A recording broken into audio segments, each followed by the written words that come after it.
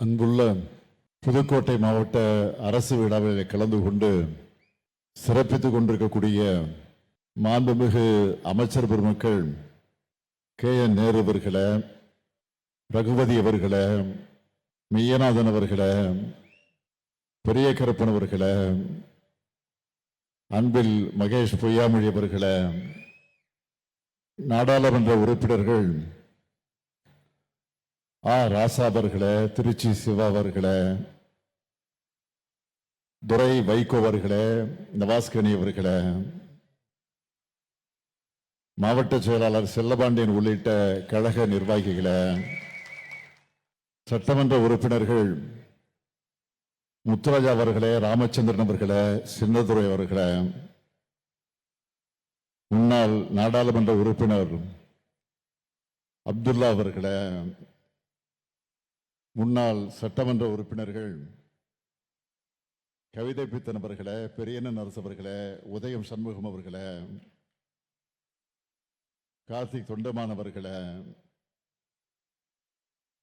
துவக்கத்தில் அனைவரையும் வரவேற்று மகிழ்ந்திருக்கக்கூடிய மாவட்ட ஆட்சித்தலைவர் திருமதி அருணா IAS அவர்களே, உள்ளாட்சி அமைப்புகளை சார்ந்திருக்கக்கூடிய பிரதிநிதிகளே, அரசு உயர் அலுவலர்களே, நலத்திட்ட உதவிகளை பெறுவதற்காக வருகை தந்திருக்கக்கூடிய பயனாளி பெருமக்களே, என்னுடைய பாசத்திற்குரிய பேரன்புக்குரிய மகளிர் சுய உதவி குழுவை சார்ந்திருக்கக்கூடிய எல்லோரும் தாய்மார்களே, சகோதரிகளே, பத்திரிகை மற்றும் ஊடகத்துறை சார்ந்த நண்பர்களே, உங்கள் அனைவருக்கும் என்னுடைய அன்பான வணக்கம். குகை கோயில்கள், கல்வெட்டுகள், தொல்லியல் சின்னங்கள்னு நிறைஞ்சு சோழர், பாண்டியர், முத்தரையர், தொண்டைமான்களால் ஆட்சி செய்யப்பட்ட வரலாற்று புகழ்பெற்ற புதுக்கோட்டை மண்ணில் உங்க எல்லாரையும் சந்திப்பதில் நான் மிகுந்த மகிழ்ச்சி அடைகிறேன். தமிழ்நாட்டின் அரசியல் வரலாற்றில் மொழி போர் பெரும் முக்கியத்துவம் கொண்டது. அந்த மொழி போர்ல உயிரை தந்து தமிழ்காத்த 2 தியாகிகள் இந்த புதுக்கோட்டை மாவட்டத்தை சார்ந்தவங்க. விராலிமலை சண்முகம், கீரனூர் முத்து. இந்த 2 பேரையும் மறக்க முடியுமா? இந்திய நிறுத்துங்கள் என்று அன்றைய முதலமைச்சர் பக்தவச்சலம் அவர்களுக்கும் தமிழ் வளர்ச்சிக்கு பாடுபடுங்கள்னு பேரறிஞர் அண்ணாவுக்கும் கடிதம் எழுதி அனுப்பிவிட்டு உயிர் நீத்தார் கீரனூர் முத்து அவர்கள். நம் உயிரோடு கலந்து நம்ம ஏக்கிக் கொண்டிருக்கக்கூடிய நம் தாய்மொழியான தமிழ் மொழியை காக்க நெஞ்சுண்டு இறந்தார் விராலிமலை சண்முகம் அவர்கள். அந்த தியாக செயலர்களின் நினைவை போற்றும் விதமாக 1967 கீரனூர்ல கீரனூர் முத்து சீரணி அரங்கமும், திருச்சி பாலக்கரையில கட்டப்பட்ட பாலத்துக்கு 2006 கீழப்படுவ சின்னச்சாமி, விராலிமலை சண்முகம் ஆகியோர் நினைவா சின்னச்சாமி சண்முகம் பாலம்னு பெயர் வச்சார் நம்முடைய முத்தமிழறிஞர் கலைஞர் அவர்கள். புதுக்கோட்டைக்கு எத்தனையோ சிறப்புகள், பெருமைகள் இருந்தாலும் அதுல முக்கியமானது என்னன்னு கேட்டீங்கன்னா, இந்த புதுக்கோட்டை மாவட்டம் தலைவர் கலைஞர் அவர்களால் உருவாக்கப்பட்ட மாவட்டம். 1974 ஜனவரி 1 திருச்சி மற்றும் தஞ்சை மாவட்டங்களின் சில பகுதிகளை ஒன்றிணைச்சு புதுக்கோட்டை என்ற புதிய மாவட்டத்தை முத்தமிழறிஞர் தலைவர் கலைஞர் அவர்கள் உருவாக்கினார். இந்த புதுக்கோட்டை மாவட்டத்து அரசு விழாவை புதுமையா நடத்தி காட்டியிருக்கிறார் நம்ம மாவட்டத்து பொறுப்பு அமைச்சர் ரகுபதி அவர்கள். சட்ட அமைச்சராக இருந்தவர் இப்போது கனிமவளத்துறை அமைச்சராகவும் சிறப்பாக செயல்பட்டு வருகிறார். மக்கள் நலனுக்காக ஏராளமான முன்னோடி திட்டங்களை உருவாக்கி தமிழ்நாட்டை மீண்டும் தலைநிமிர வச்சு பொருளாதார வளர்ச்சியில சாதனை படைத்திருக்கக்கூடிய நம்முடைய திராவிட மாடல் அரசு மேல பலரும் அரசியல் லாபங்களுக்காக வயிற்று பிழைப்புக்காக நாள்தோறும் அவதூறுகளை பரப்புறாங்க. அப்படி பரப்புறவங்களுக்கு முதல் ஆளா ஊடகங்களுக்கு முன்னாடி வந்து எதிர்வாதங்களை வைக்கக்கூடியவராக பதில் கொடுக்கக்கூடியவராக இருக்கிறவர் தான் நம்முடைய ரகுபதி அவர்கள். தன்னுடைய ஆழமான ஆணித்தரமான வாதங்களின் மூலமா ஆட்சியை காக்கும் அரணாக விளங்குகிறார். அவருக்கு உங்கள் அனைவரின் சார்பில் என்னுடைய வாழ்த்துக்கள். அதே போல இந்த மாவட்டத்தின் இன்னொரு அமைச்சர் மாண்புமிகு மெய்யநாதன் அவர்கள் பிற்படுத்தப்பட்டோர், மிகவும் பிற்படுத்தப்பட்டோர் துறை மூலமாக மிக சிறப்பான பணியை செய்து வருகிறார். திராவிட இயக்கத்தின் அடிப்படை நோக்கமே சமூக நீதிதான். அதனை காக்கும் துறையை அவர் கையில் வைத்துள்ளார். சாதி அடையாளமாக சுட்டப்பட்ட விடுதிகளை சமூக நீதி விடுதியாக பெயர் மாற்றியது. அது மட்டுமல்ல, விடுதிகளை நவீனமயமாக்குகிறார் மெய்யநாதன் அவர்கள். அனைவருக்குமான அரசு என்பதை மெய்ப்பித்து வருகிறார் மெய்யநாதன் அவர்கள். இந்த அரசு விழாவை மிக சிறப்பாக ஏற்பாடு செய்துள்ள ரகுபதி அவர்களுக்கும் மாண்புமிகு அமைச்சர் மெய்யநாதன் அவர்களுக்கும் அவருக்கு துணை நிற்கக்கூடிய சிறப்பாக செயல்படக்கூடிய மாவட்ட ஆட்சியர் அருணா அவர்களுக்கும் மாவட்டத்தினுடைய அரசு அதிகாரி அனைவருக்கும் எனது பாராட்டுக்கள், வாழ்த்துக்கள். இந்த நிகழ்ச்சியின் மூலமாக 223 கோடி ரூபாய் மதிப்பிலான 577 முடிவுற்ற பணிகளை தொடங்கி வச்சு 201 கோடியே 70 லட்சம் ரூபாய் மதிப்பிலான 103 பணிகளுக்கு அடிக்கல் நாட்டி 43,993 பேருக்கு 341 கோடியே 77 லட்சம் ரூபாய் மதிப்பிலான நலத்திட்ட உதவிகள் வழங்கக்கூடிய நிகழ்ச்சியாக ஏற்பாடு செய்யப்பட்டிருக்கிறது. ஆக மொத்தமாக 766 கோடி ரூபாய்க்கான நலத்திட்டங்களை மக்களிடம் வழங்கக்கூடிய விழா இந்த விழா.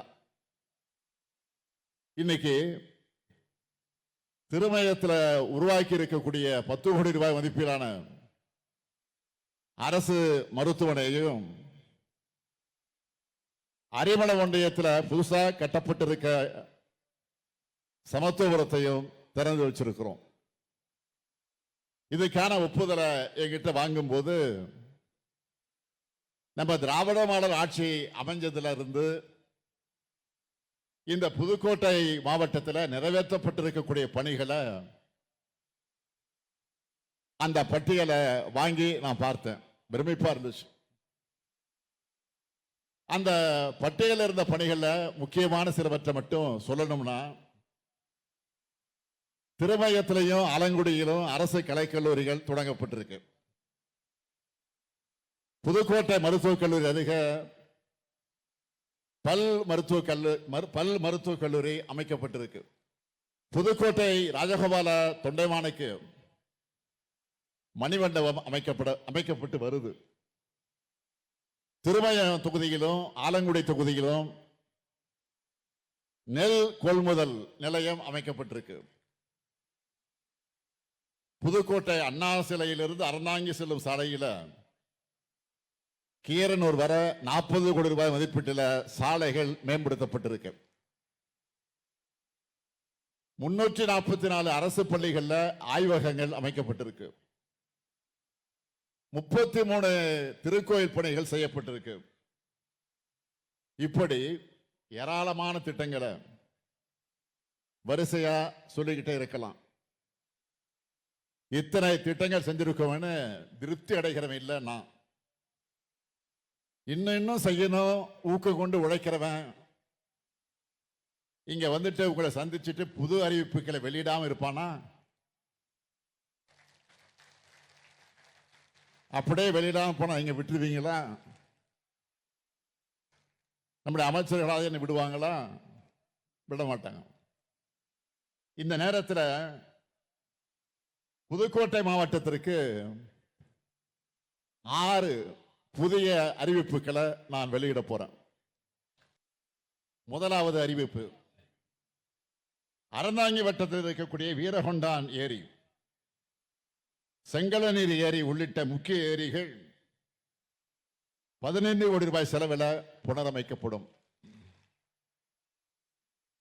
இரண்டாவது அறிவிப்பு, கீரமங்கலம் பகுதி விவசாயிகளின் நலன் கருதி அப்பகுதியில் சாகுபடி செய்யப்படும்.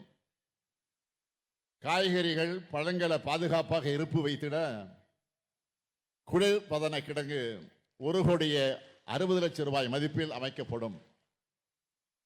மூணாவது அறிவிப்பு, ஆவடியார் கோயில் ஊராட்சி ஒன்றியத்தில் இருக்கக்கூடிய விளானூர் ஊராட்சி மற்றும் திருவலங்கூர் ஊராட்சி ஒன்றியத்தில் உள்ள வடகாடு ஊராட்சியில் 10 கோடி ரூபாய் மதிப்பீட்டில் உயர்மட்ட பாலங்கள் அமைக்கப்படும். நான்காவது அறிவிப்பு, புதுக்கோட்டை மாவட்ட இளைஞர்களுக்கு ஐடி துறையில் வேலை வாய்ப்புகள் அளிக்க புதுக்கோட்டையில் நியோ டைடல் பார்க் அமைக்கப்படும்.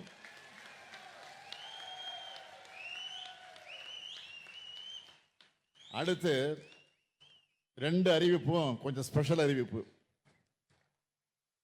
ஐந்தாவது அறிவிப்பு, கந்தர்வாய்கோட்டை பகுதி பொதுமக்களின் நீண்ட நாள் கோரிக்கை ஏற்று கந்தர்வாய்கோட்டை ஊராட்சி பேரூராட்சியாக தரம் உயர்த்தப்படும். அதேபோல பொன்னமராவதி பேரூராட்சி மக்களுடைய கோரிக்கை நிறைவேற்றும் வகையில் பொன்னமராவதி பேரூராட்சி நகராட்சியாக தரம் உயர்த்தப்படும். இந்த அறிவிப்பெல்லாம் மிக விரைவில் செயல்பாட்டுக்கு வரும். அடுத்து நம்ம திராவிட மாடல் அரசோட முத்திரை திட்டங்கள்ல அதில் குறிப்பா இந்த மாவட்டத்தை சார்ந்த பயனாளிகள் மட்டும் அவங்க எண்ணிக்கை மட்டும் நான் சுருக்கமாக சொல்ல விரும்புகிறேன். உங்களுக்கு அது மலைப்பா இருக்கும். 3,18,083 சகோதரிகளுக்கு மாதந்தோறும் 1000 ரூபாய் உரிமை தொகை வழங்கப்படுது. 14 கோடியே 16 லட்சம் கட்டணமில்லா விடியல் பயணங்களை நீங்க மேற்கொண்டிருக்கீங்க. 14,446 மகளிர் சுய உதவி குழுக்கள் உருவாக்கப்பட்டிருக்கு. அந்த சுய உதவி குழுக்களுக்கு இதுவரை 3,894 கோடி ரூபாய் கடனுதவி தரப்பட்டிருக்கு. இன்னுயிர் காப்போம் திட்டத்தின் மூலமா 5,874 உயிர்களையும் குடும்பங்களையும் காப்பாற்றி இருக்கிறோம். மக்களை தேடி மருத்துவ திட்டத்தின் மூலமா 4,79,228 பேர் சிகிச்சை பெற்றிருக்காங்க. 88,000 பெண்கள் மகப்பேறு நிதி உதவி பெற்றிருக்காங்க. நலம் காக்கும் ஸ்டாலின் முகாம்கள் மூலமா 19,179 பேர் பயனடைஞ்சிருக்கிறாங்க. 66,000 மாணவர்களுக்கு தினமும் காலையில் சூடான சுவையான சத்தான காலை உணவு வழங்கப்படும். 33,650 மாணவிகளுக்கு மாதந்தோறும் புதுமை பெண் திட்டத்தின் மூலமா 1000 ரூபாய் வழங்கிட்டு இருக்கோம். 64,025 மாணவ மாணவியருக்கு சைக்கிள் வழங்குகிறோம். 3,136 மாற்றுத்திறனாளிகளுக்கு பல்வேறு உதவிகளை செஞ்சுக்கிட்டு இருக்கிறோம். ஆதிதிராவிடர் பழங்குடியினர் நலத்துறையின் கீழே 44,000 மாணவ மாணவியருக்கு பல்வேறு உதவித் தொகைகள் வழங்கிட்டு இருக்கோம். அது மட்டுமல்ல, மிக முக்கியமா இதுவரைக்கும் 37,615 பேருக்கு பட்டா வழங்கி இருக்கிறோம். அதுல இன்னைக்கு மட்டும் 12,618 பேருக்கு வீட்டு மனை பட்டா வழங்குறோம். உங்களுடன் ஸ்டாலின் முகாம்கள் மூலமா இந்த மாவட்டத்தில் மட்டும் இதுவரைக்கும் 1,14,000 மனுக்கள்ல பெரும்பாலான மனுக்கள் மகளிர் உரிமைத்துறை தொடர்பாக இருக்கு.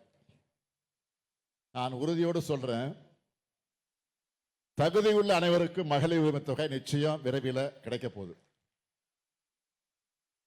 மகளிருக்கு உரிமை தொகை தரப்படும் தேர்தல் அறிக்கை சொன்னப்போ அப்படியெல்லாம் தர முடியாதுன்னு யாரு சொன்னா? தமிழ்நாட்டினுடைய நிர்வாகத்தை பாழ்படுத்தினாங்களே, குட்டிச்சோறு பண்ணாங்களே அதிமுக, அவங்க சொன்னாங்க. ஆனா நம்ம ஆட்சி பொறுப்புக்கு வந்து நிதி நெருக்கடி ஓரளவுக்கு சரி செஞ்சதுமே உரிமை தொகையை வழங்க ஆரம்பிச்சிட்டோம். அப்போ என்ன சொன்னாங்கன்னா, இந்த திட்டத்தை பாதையை நிறுத்திடுவாங்க அப்படின்னு வதந்தியை கிளப்பினாங்க.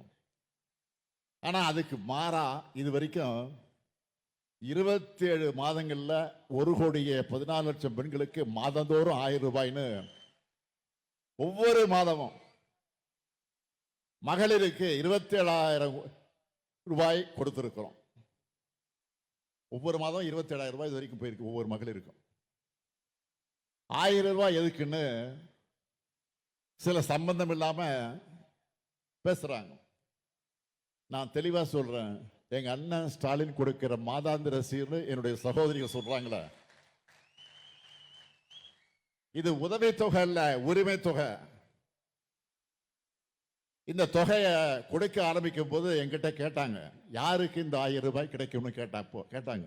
சட்டமன்றத்தில் கேட்டாங்க. நான் சொன்னேன், யாருக்கெல்லாம் 1,000 ரூபாய் தேவையோ அவங்களுக்கெல்லாம் கிடைக்கும். இப்பவும் சொல்றேன், தகுதியுள்ள எல்லோருக்கும் நிச்சயம் கிடைக்கும். நான் உறுதியோடு சொல்றேன், தமிழ்நாட்டு மகளிர் முன்னேறி வருவதற்கு துணையா இருக்கக்கூடிய இந்த கலைஞர் மகளிர் உரிமை தொகை தமிழ்நாட்டினுடைய வளர்ச்சியின் அடுத்த கட்ட பாய்ச்சலுக்கு அடித்தளமா இருக்கிறப்ப நம்ம திராவிட மாடல் 2.0 அரசியலையும் நிச்சயம் தொடரும்.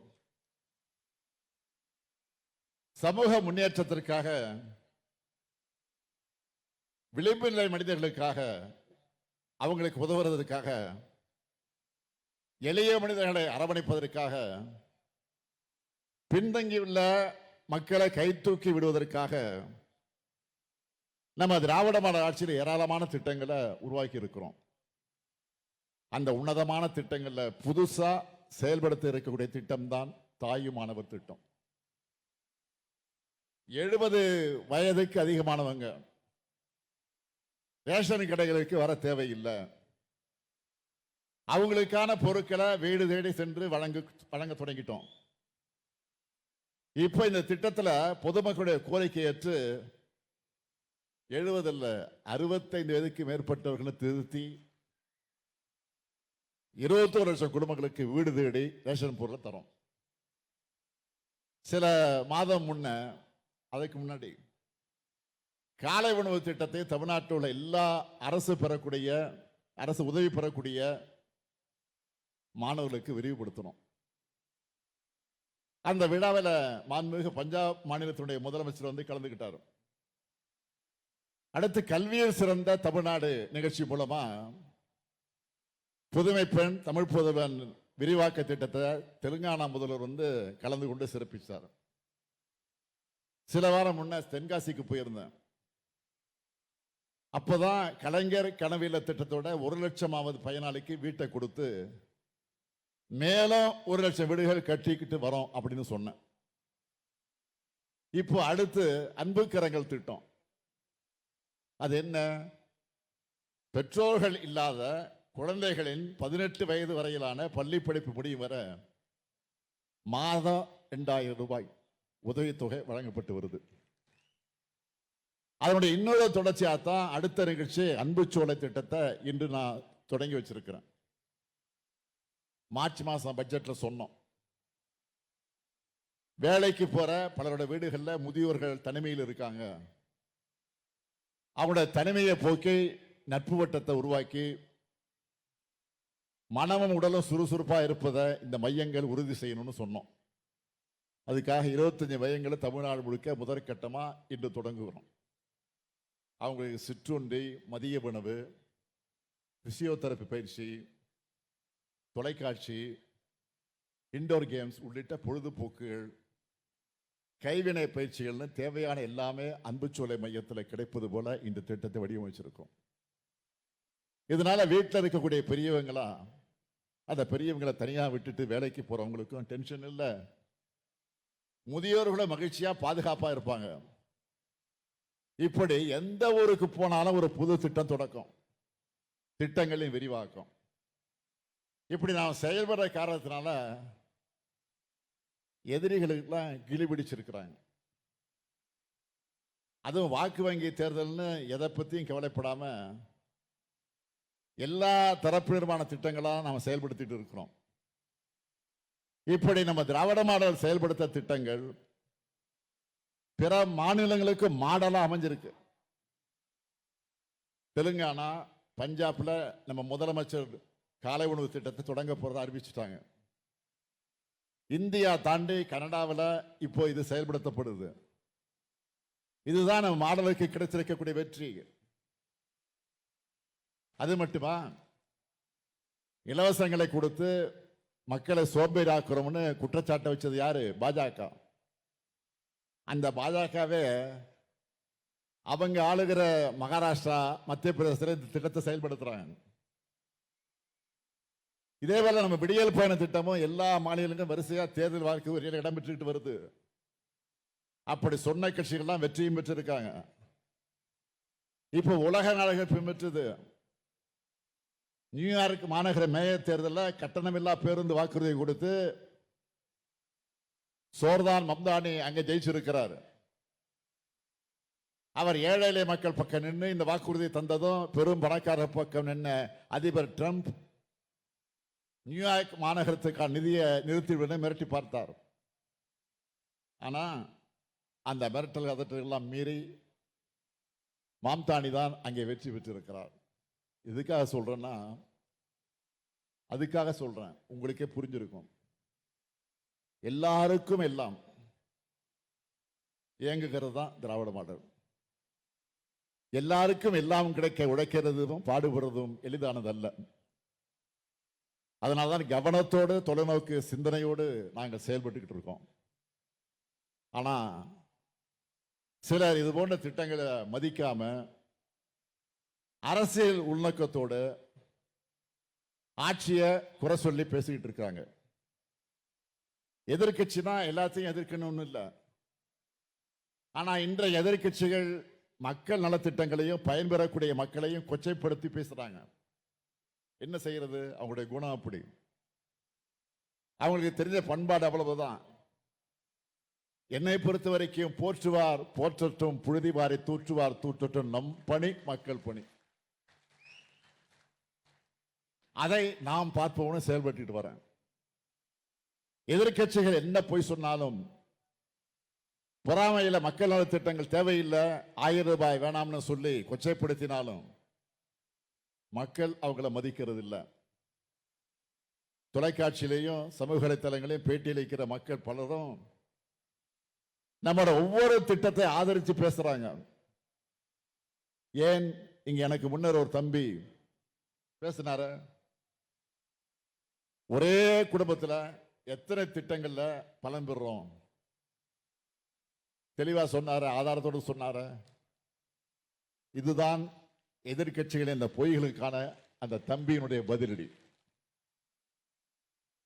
நம்மோட திட்டங்கள் எந்த அளவுக்கு பயனுள்ளதா இருக்குன்னு நீங்க சொல்லி கேட்கிறப்போ எனக்கு அளவில்லா மகிழ்ச்சி ஏற்படுது. மக்களாகிய நீங்க தான் திராவிட மாடல் தூதுவர்களாக செயல்படுறீங்க. திராவிட முன்னேற்ற கழக அரசு, மக்களான நீங்களும் தமிழ்நாட்டோட முன்னேற்றம் என்ற ஒரே சிந்தனையில, ஒரே வேவ் லென்த்தில் இருக்கும். அதனாலதான் திராவிட மாடல் 2.0 கன்ஃபார்ம் ஆயிடுச்சுன்னு நான் எங்கே போனாலும் நம்பிக்கையா சொல்றேன். தேர்தல் நெருங்கி வந்துருச்சு. இப்பவே தேர்தலுக்கான பணிகள் எல்லாம் தொடங்கிடுச்சு. இந்த நேரத்தை உங்ககிட்ட நான் வைக்கிற முக்கியமான வேண்டுகோள் என்னன்னா, பொதுமக்கள் அனைவரும் தங்களுடைய வாக்குகளை உறுதி செஞ்சுக்கணும் கேட்டுக்கிறேன். நமக்குத்தான் போட போறீங்க, இந்த ஆட்சி தான் வரணும்னு போட போறீங்க, அதுல எந்த சந்தேகம் இல்லை. ஆனால் வாக்காளர் பட்டியலில் உங்கள் பெயர் இருக்கிறத நீங்க உறுதி செஞ்சுக்குங்க, அதான் முக்கியம். ஏதாவது ஒரு காரணத்தை சொல்லி உங்களுடைய வாக்குகள் நீக்கப்பட்டு விடக்கூடாது என்பதில் கவனமா இருக்கணும். இந்திய தேர்தல் ஆணையத்தோட ஒரே வேலை தேர்தலை முறையா, ஒழுங்கா, நேர்மையா, உண்மையா நடத்துறது தான். அதை கூட அவங்க பல மாநிலங்களில் செய்யல. மற்ற மாநிலங்களிலிருந்து வரக்கூடிய செய்திகளை படிக்கிறப்போ நமக்கெல்லாம் அதிர்ச்சியா இருக்கு. நீங்க எல்லாரும் செய்திகள்ல, சோசியல் மீடியாக்களை பார்த்திருப்பீங்க. ஹரியானா மாநிலத்தில் அநியாயமா நடந்திருக்கு. ஒரு மாநிலத்தில் வாக்காளராக இருக்கிறவங்க இன்னொரு மாநிலத்தில் வந்து வாக்களிச்சிருக்கிறாங்க. ஒரே ஒரு வீட்டு முகவரியில் 66 போலி வாக்காளர்கள் இருந்திருக்கிறாங்க. ஒருத்தருடைய வீட்டு முகவரியில் 500 வாக்காளர்கள் இருந்திருக்கிறாங்க. அவங்க எல்லாரும் வேறு மாநிலத்தை சார்ந்தவங்க. முன்னாள் எம்பி ஒருவரை 2 மாநிலங்களை வாக்களிச்சு வெளிப்படையா போட்டோ போட்டிருக்கிறாரு. அந்த மாநிலத்தில் நாடாளுமன்ற தேர்தல் நடந்தப்போ வாக்களிச்ச 30 லட்சம் பேரால சட்டமன்ற தேர்தலில் வாக்களிக்க முடியல. ஆனா புதுசா 25 லட்சம் வாக்காளர்கள் அந்த மாநிலத்தில் சேர்க்கப்பட்டிருக்கிறாங்க. இது எல்லாத்தையும் மக்களுடைய எதிர்க்கட்சி தலைவராக இருக்கிறாரே, இளம் தலைவராக விலகிக் கொண்டிருக்கிறார் ஆறுவீர் சகோதரர் ராகுல் காந்தி அவர்கள் இதை தெளிவா ஆதாரத்தோடு அம்பலப்படுத்தி இருக்காரு. ஆனா தேர்தல் ஆணையம் பதில் சொல்லாம பதுங்குறாங்க. இது ஏதோ தனக்கு சம்பந்தம் இல்லாத பிரச்சனை மாதிரி சைலண்டா இருக்காங்க. இந்த சூழ்நிலையெல்லாம் தமிழ்நாட்டை சார்ந்த ஒவ்வொருவரும் வாக்காளர்கள் கவனமாக இருக்கணும். உங்க பேர் வாக்காளர் பட்டியல் சேர்க்கப்பட்டிருக்கான்னு பாருங்க. உங்களுடைய வாக்குச்சாவடியில் போலியான நபர்கள் சேர்க்கப்பட்டிருக்கிறாங்களா என்பதையும் கண்காணிக்குமாறு உங்களை நான் விரும்பி கேட்டுக்கிறேன். வாக்களிக்கிறது ஒவ்வொருடைய ஜனநாயக கடமை, ஜனநாயக உரிமை. அதை யாராலும் தடுக்க முடியாது, அந்த உரிமையை தடுக்க முடியாது. தேர்தல் ஆணையமே செய்ய நினைச்சாலும் மக்களாகிய நீங்க தான் தடுக்கணும். உங்க உரிமைகளை நிலைநாட்ட, உங்கள் நலனை காக்க, இந்தியாவில் தலை சிறந்த மாநிலமா தமிழ்நாட்டை உயர்த்த எல்லா வகையிலும் இந்த முத்துவேல் கருணாநிதி ஸ்டாலின் செயல்படுவேன் உறுதி அளித்து விடைபெறுகிறேன். நன்றி, வணக்கம்.